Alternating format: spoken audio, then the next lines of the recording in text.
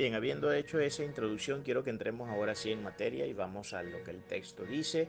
Y esta enseñanza, le adelanto que va a estar dividida en cuatro partes. Como ven, son las cuatro partes básicas que podemos encontrar dentro del texto. La palabra es clara. Acá dice que la palabra es útil para cuatro cosas fundamentales. Cuatro cosas que por supuesto se presentan de una manera muy abstracta, y esto es algo que usted tiene que tener presente desde el primer momento. Se presentan de una manera muy abstracta porque luego eso lo podemos desmenuzar y podemos ir de lo general a lo particular, ir sacando todas las implicancias profundas, amplias e inagotables que cada una de estas palabras que vamos a ir viendo tienen dentro de su núcleo. Por supuesto, no me voy a dedicar, como ya lo dije al principio, a dar cada una de las implicancias y de las extensiones que estas palabras pueden tener en su investigación ya más particular. Partiendo ya de un principio general, llegamos a un principio particular, pero sí quiero que por lo menos eh, nos paseemos, si quiero que por lo menos hagamos un pequeño recorrido por alguna de las cosas más importantes, algunos de los detalles más, digamos, relevantes, centrales dentro de lo que son estos cuatro aspectos. De manera que la enseñanza estará dividida en estos cuatro aspectos. La palabra de Dios comienza entonces en 2 de Timoteo 3:16 afirmando algo que para nosotros debe tener todo el sentido del mundo. Y la persona que niegue lo que al principio de este texto se dice es una persona que definitivamente no está creyendo la palabra del Señor. Que lo que dice al principio es que toda la escritura es inspirada por Dios. Toda la escritura es inspirada por Dios. El creyente, el cristiano, el que se diga ser hijo de Dios, que no esté de acuerdo con esta afirmación, tiene serios problemas en su fe, tiene serios problemas conceptuales, porque entonces estamos dejando a la persona a merced de sus propios conceptos, de sus propias visiones, de su propia cosmovisión, de la dimensión intersubjetiva que pueda aflorar de la persona como intérprete, que valga decir, y no estaría de más decir que ya la interpretación de una persona que no crea que la escritura toda es inspirada por Dios, eso siempre degenerará en una eisegesis bíblica, y ya todos nosotros sabemos, o por lo menos creo yo que la mayoría de ustedes debe saber, que una eisegesis bíblica es lo contrario a ser una exégesis bíblica, es decir, que la eisegesis nos dirige y nos lleva por caminos que son absolutamente contrarios a lo que debe ser la rigurosa investigación de la palabra en términos hermenéuticos. Esto es importante de aclarar. De manera que tiene mucho sentido que Pablo primeramente presente un argumento, porque todas las razones que él va a dar luego de eso en cuanto a la utilidad que tiene la palabra del Señor están absolutamente condicionadas y están absolutamente tendidas de esta afirmación principal. Toda la escritura es inspirada por Dios. Por ende, la escritura es útil para estos cuatro aspectos, que es lo que quiero que nosotros revisemos rápidamente en este día. Dice que lo primero para lo que es útil es para enseñar, lo segundo para redarguir, lo tercero para corregir y por último para instruir en justicia. Ahora, todo esto es posible y esto es algo que no debe perder de vista en el momento que está estudiando la palabra de Dios. Todo esto es posible por lo que Pablo afirma iniciando el texto. Esa afirmación es el por adelantado, la presentación del argumento de Pablo para poder de esa manera justificar el hecho de la realidad de la utilidad de Dios, o de la utilidad más bien de la palabra de Dios, en esas cuatro dimensiones que acabamos de nombrar. Dimensiones que por supuesto, vuelvo y repito, están presentadas de una manera muy abstracta, pero que luego podemos ir desmenuzando poco a poco y podemos ir viendo todas las extensión que esto puede tener y todas las implicancias que puede tener, y podemos llegar a todas las conclusiones necesarias, por supuesto siempre basado en el texto bíblico, no saliéndonos del contexto de lo que la palabra de Dios está enseñando. Entonces creo que es importantísimo que lo primero que tengamos presente es el hecho de que toda la palabra de Dios es inspirada por Él, es inspirada por el Espíritu Santo, distinto a lo que muchos detractores de nuestra fe y otros que no han sido detractores, sino que sencillamente nunca han permanecido o han formado parte de nuestra fe, al afirmar pues que esto que nosotros llamamos Biblia simplemente es un compendio de realidades folclóricas hebreas, de su sapiencia, que bueno, como cualquier otra cultura, como cualquier otra nación, tiene sus textos poéticos, tiene sus textos históricos, tiene sus textos morales, etcétera. Pero para nosotros, creyentes basados en lo que la doctrina bíblica enseña, sabemos que esto no es así, porque la palabra está inspirada toda por nuestro Señor. No es que simplemente de manera arbitraria los hombres agarraron sus plumas y comenzaron a escribir cuanta cosa se le viniera en mente escribir lo que quisieran escribir. Acuérdense que la palabra de Dios es infalible, la regla infalible de fe y de conducta. La regla infalible de fe y de conducta. Esto hay que mantenerlo siempre en la mente y en el corazón. No podemos olvidarlo. Es la palabra la que es la regla infalible de fe y conducta.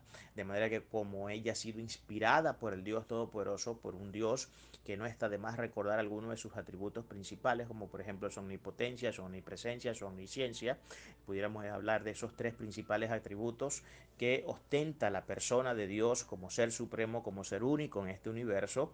Podemos entender pues entonces que todo esto degenere en que todo lo que de su boca ha salido sea absoluta y perfectamente útil, útil para todo cuanto el hombre necesite en la vida ser, útil para cuanta actividad necesitemos desarrollar, si de consejo se trata, si queremos algún consejo sabio para cualquier cosa que queramos emprender, para cualquier evento de nuestra vida, pues tendremos en la palabra una respuesta inescrutable, una respuesta inmutable, una respuesta que solamente podemos encontrar dentro de las líneas sagradas de nuestra preciosa y gloriosa Biblia. Eso es lo primero entonces, que la palabra ha sido inspirada por Dios, por eso es útil. De otra manera no podría ser útil si la palabra de Dios, por el contrario, hubiera sido escrita simplemente por hombres inspirados por su propio corazón, por su propia mente, por un corazón que no está de más decir que es un corazón corrupto,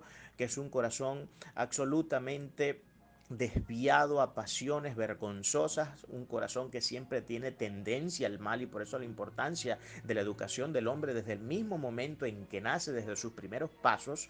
La importancia de la educación radica en el hecho de que se entiende. Acuérdense que la educación fue algo que fue formulado y fue formalizado por la creencia cristiana en tiempos del medioevo principalmente, tiempos desde el siglo XIV aproximadamente, si no me falla la memoria, fueron comenzando a instituir las primeras escuelas. Tenemos las escolásticas, las primeras fundaciones de las universidades en el mundo, las universidades por supuesto de mayor prestigio en el mundo.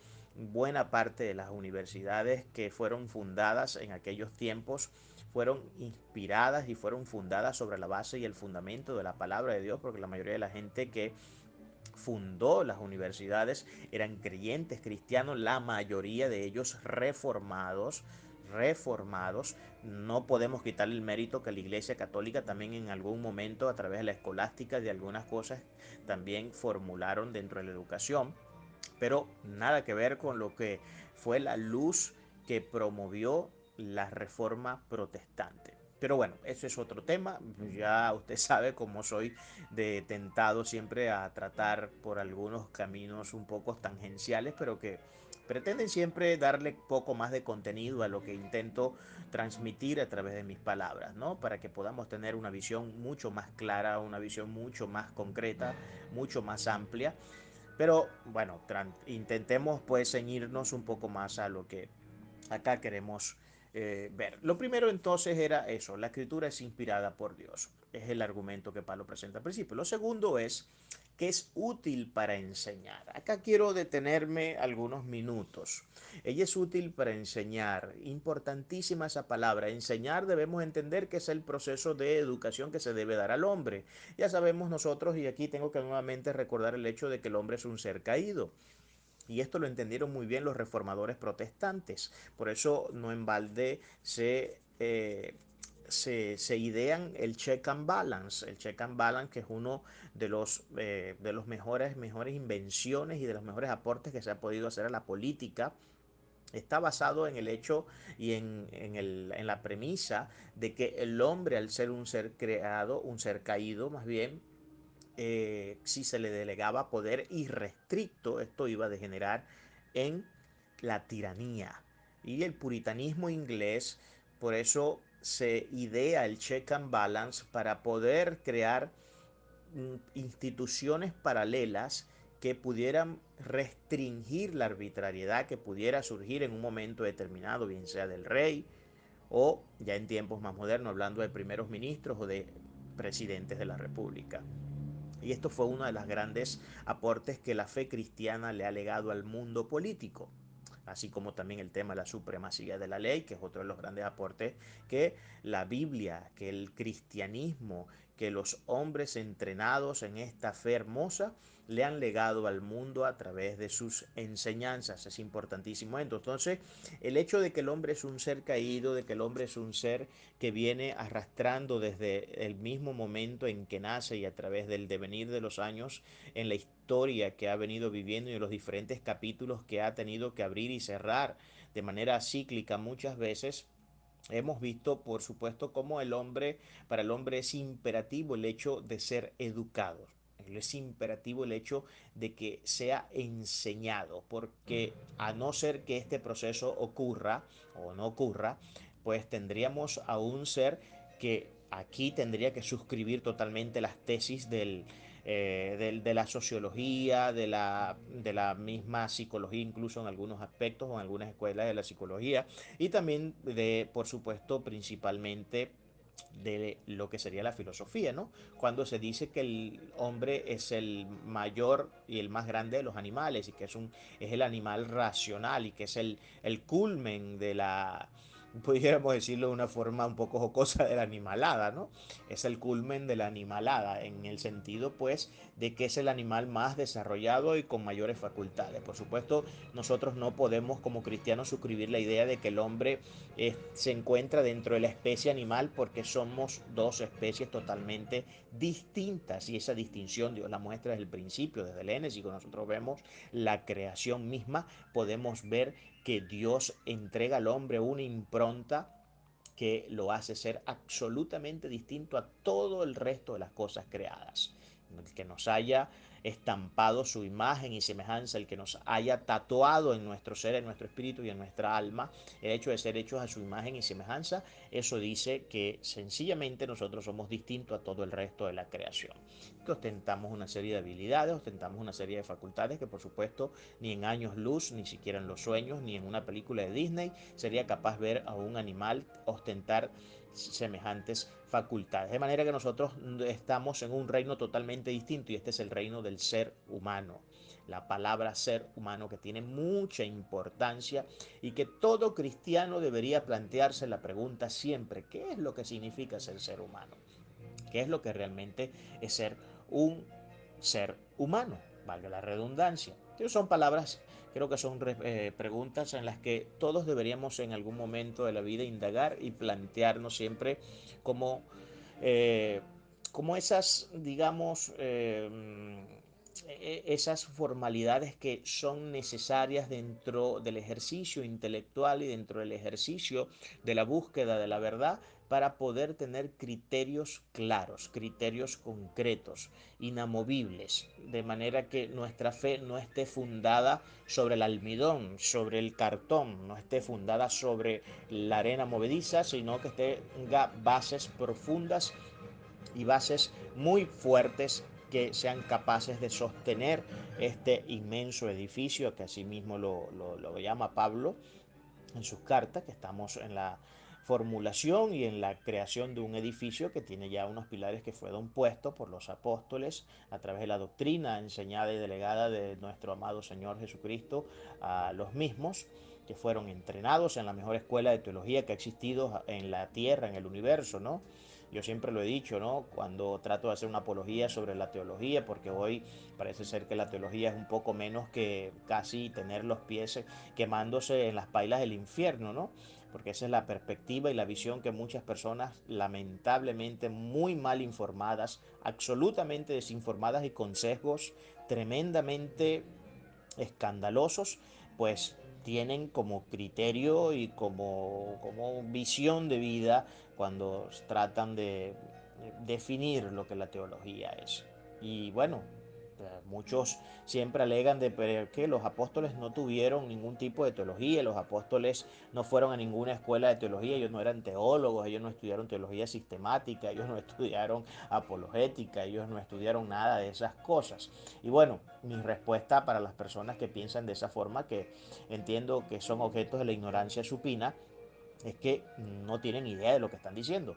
El hecho de haber sido ellos entrenados por el propio Jesucristo, por el propio Señor, debemos entender en automático, sin que esto pelee absolutamente con nada dentro de nuestra razón, de que ellos fueron entrenados en la mejor facultad de teología del mundo y de que sí tuvieron teología y eran perfectos teólogos porque recibieron la doctrina perfecta de nuestro Señor. Pero además el Señor no solamente se dedicó únicamente a enseñarles sobre aspectos de la doctrina cristiana, sino que él, como buen maestro y como entendedor de que el proceso de educación debe ser integral e integralista, les enseñó muchos otros aspectos de la vida que no tenían solamente que ver con el tema espiritual. Por eso, sobre ese tema pudiéramos dedicar algún tiempo en un futuro, si alguno de ustedes se ven interesados, y eso podríamos entrar en algunas realidades y en algunas razones que seguramente le van a aportar mucho a su fe. Pero la enseñanza, siguiendo acá con la enseñanza, estamos en el tema de lo primero para lo cual la palabra es útil. Es útil para enseñar, es decir, para educar. El hombre necesita ser educado. Si el hombre no es educado, vamos a ser un animalito más del monte, perdóneme que lo diga de esa manera. Y de hecho hay seres humanos que lo único que podemos ver de humanidad en ellos es el hecho de que, bueno, tienen una anatomía constitutiva, que es propia al ser humano, que es irreductible y que es absolutamente distinta a la anatomía que podemos observar en un animal, pero que luego en términos de lo que es el pensamiento, de lo que es la razón, de lo que es, entre comillas, la intelectualidad de esos seres humanos, entendemos que son poco menos que un animal, ¿no? Porque vemos gente que procede en la vida de una manera y de una forma que dejan absolutamente mucho que desear. Y a veces decimos no de manera hiperbólica, porque creo que aquí la hipérbole más bien sería un término un poco débil para tratar de expresar la realidad que asiste al hombre que está desprovisto de la enseñanza, que está desprovisto de la educación. Y en este caso no estamos hablando de una educación cualquiera, ¿no? Ya vamos a ver un poco acerca del contexto de eso. Pero cuando un hombre está desprovisto de educación, está desprovisto de la enseñanza que le brinda cualquiera sea el sistema educativo al que haya entrado, al que haya ingresado, y del cual haya egresado nuevamente, por supuesto, vamos a ver pues que hay grandes diferencias entre estas personas y los que no. Aunque eso tampoco es una norma que nosotros podemos acoger como una regla para de alguna manera llegar a la conclusión de que el hombre educado es un hombre que está moralmente aprobado. No, porque también podemos observar que dentro de la historia han habido muchos hombres supremamente preparados, con mucha academia, y a la vez han sido tremendos tiranos, han sido tremendos asesinos, genocidas totales.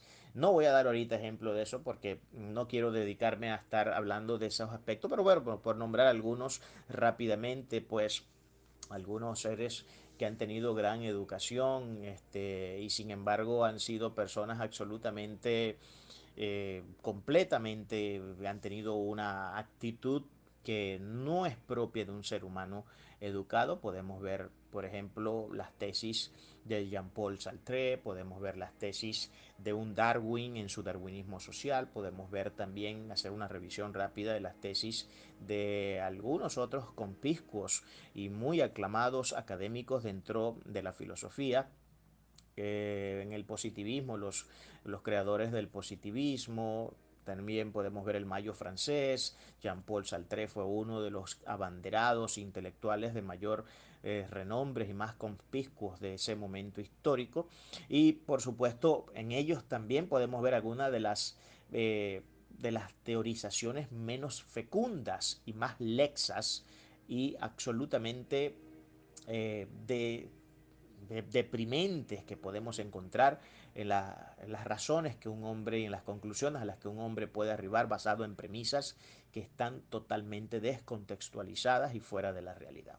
La enseñanza es importantísima. En este caso la enseñanza tiene que ver con la enseñanza de la gloriosa palabra del Señor. La palabra del Señor. ¿Qué nos puede enseñar la Biblia?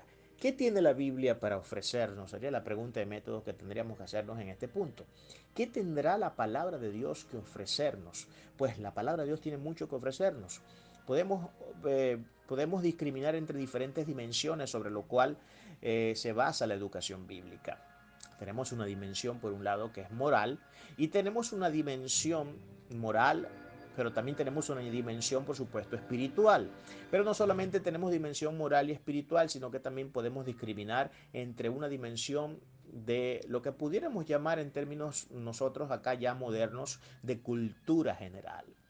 Porque ciertamente en la Biblia observamos mucha sapiencia y no por eso en balde tenemos en el Antiguo Testamento los libros sapienciales y los libros sapienciales son consejos prácticos para la vida, consejos muy sabios por supuesto, consejos que tienen un contenido absolutamente inescrutable, inmutable, un contenido muy profundo y que nos vienen bien siempre mantener presente esos consejos gloriosos de la palabra. Entonces podemos discriminar entre esas tres dimensiones. Seguramente a usted se le podrán ocurrir más, son las que de momento a mí se me ocurre mencionar. Una dimensión moral, una dimensión espiritual y una dimensión de cultura general. Yo creo que esos tres aspectos básicamente encerrarían el todo de lo que es la enseñanza del Señor. Todos sabemos que en términos de dimensión moral tenemos una ley a la cual todos nosotros nos debemos.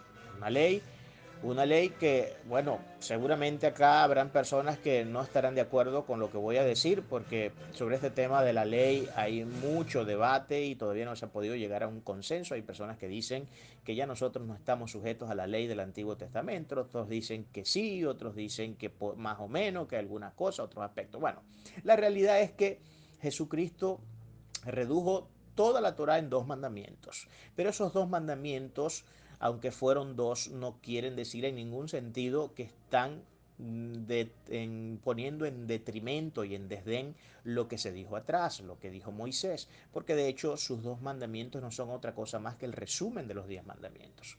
De manera que yo suscribo totalmente la idea de que los 10 mandamientos están tan vigentes hoy como en el mismo momento en que le fueron entregados a Moisés en el monte Sinaí.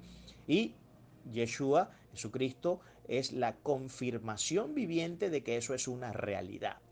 Él es la confirmación viviente de que esos 10 mandamientos están activos. Luego otra cosa son todo este montón de liturgias y de tradiciones hebraicas en cuanto a la manera de celebrar festividades y hacer una serie de cosas y tener otra serie de misbok y otras series de mandamientos que luego ya podemos ver que sí, ciertamente no tienen una vigencia para los tiempos en los que estamos, ¿no? Por ejemplo, leyes, por ejemplo, que rigen el tema de la esclavitud. Ya el tema de la esclavitud fue algo que el Señor, contra lo que el Señor habló muy fuertemente en el Nuevo Testamento, contra lo que Pablo habló muy fuertemente en el Nuevo Testamento, de manera que ya son leyes caducas, así como muchas otras formas de leyes. Pero cuando yo hablo de que la ley sigue estando activa, me refiero a esas 10 palabras, me refiero a esos 10 a esos 10 mandamientos que encuentran y hallan en la suprema inteligencia de nuestro Señor Jesucristo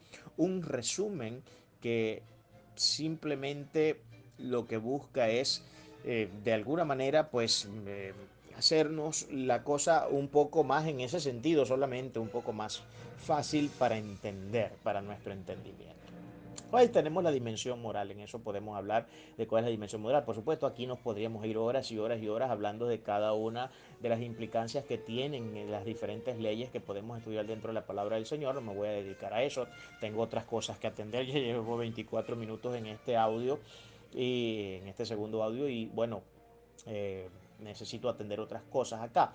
Pero eso es básicamente, tenemos una dimensión espiritual y nosotros sabemos todo lo que la palabra habla en términos espirituales, las doctrinas, todo lo que son los consejos de la palabra del Señor que buscan alimentar nuestro espíritu. Y también tenemos un nivel de cultura general, incluso científica, ¿no? Podemos observar en el libro, un libro tan célebre como el libro de Hogg, donde tenemos alguna documentación científica con respecto a algunas realidades acerca del cosmos y que usted podrá revisar también. Entonces, en esto tenemos, digamos, el tutor máximo y supremo de nuestra vida, que es la palabra del Señor. Acuérdense que la palabra del Señor no podemos desconectarlas de Dios. La palabra de Dios no es Dios, pero la palabra de Dios sí es la voluntad de Dios impresa en estos papeles. Es la voluntad de Dios impresa, de manera que no podemos desligar la palabra de Dios, porque entonces no tendríamos ningún sentido y ahí no podríamos entonces hablar de ningún tipo de inspiración y tendríamos que romper la afirmación inicial de Pablo acá en la primera parte del versículo 16, donde dice que toda la escritura es inspirada por Dios.